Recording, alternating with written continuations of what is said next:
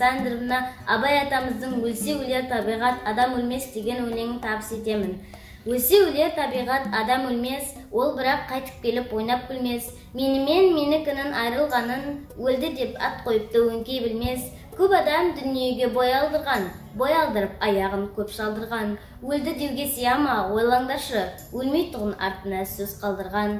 Кім жүрер тіршілікте көңіл бөлмей, бақи қоймас фәнидің мінін көрмей. Міні қайда екенін біле алмассың, терең ойдың телміріп соңына ермей. Дүниеге дос ақиретке бірдей болмас, екеуі тап бірдей орныға алмас. Дүниеге ынтық, мақшарға амалсыздың иманын түгелдеуге аузым бармас.